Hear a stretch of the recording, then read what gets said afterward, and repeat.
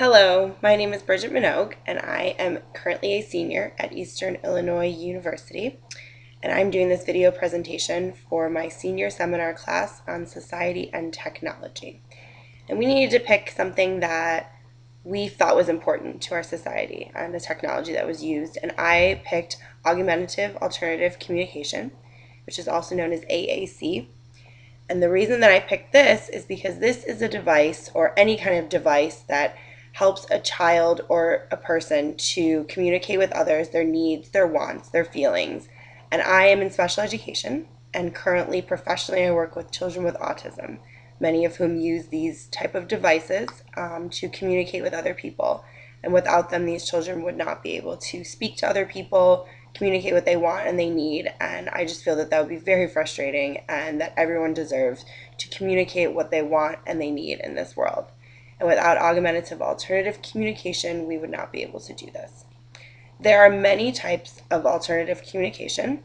They can range from as little as PECS, which is a picture exchange communication system.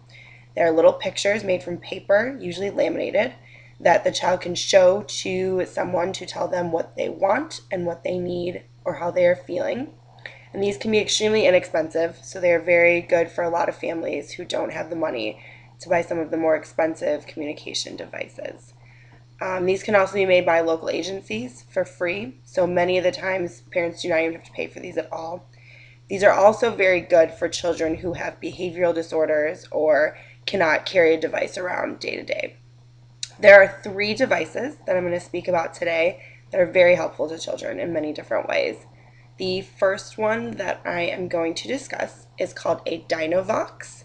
And this is one of the most well-known types of communication devices for children with autism specifically, and also many other kinds of disabilities, including cerebral palsy, traumatic brain injury, intellectual disabilities, and speech disorders.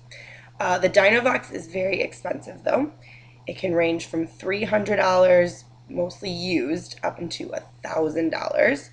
But it comes with the actual device, and the child points to a picture, clicks on it, and it will say the name out loud to a person. The child can click, "I want an apple," and it will say this out loud for the child. So it's basically speaking for the child, which is amazing. And there are some problems with it. There are some good things to it. One of the problems is that you cannot put your own pictures in. They are already made pictures, and the pictures are extremely small. Some of the good things are the box is very sturdy. It is very hard to break the box. Therefore, a lot of parents like this and a lot of educators. The next one I'm going to discuss is Tap to Talk. And Tap to Talk actually can be downloaded for free on an iPad for just the minimal version of it. In order to add your own pictures, in order to get the full use of it, it is $219, which is fairly reasonable. And you can add your own pictures. They have their pictures on there, and you press a button and it speaks for the child so that the child can communicate what they want and they need. And packages can also be purchased from schools. So for one child it is $180, but if it was purchased for 2 children at the same time, it is only $249. So this is very good for schools. Many schools use Tap to Talk. The next one I'm going to discuss is Proloco to Go. And I actually know many kids who use this. This is basically a combination between Tap to Talk and the Dynavox. You are able to add your own pictures.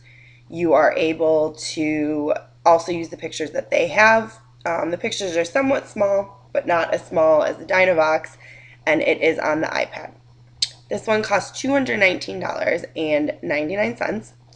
And it's the same type of principle. You push a button, it speaks for you, and the child can communicate what they want, what they need. They can type on it and use letters and various other things.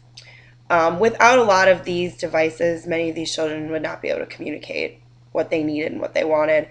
And before the 1960s, when this was developed, children were not able to communicate a lot of what they wanted. And there were a lot more behavioral problems and institutionalizations because children were unable to communicate what they want. I think this is one of the most amazing and important technologies that our society has for these children and for us.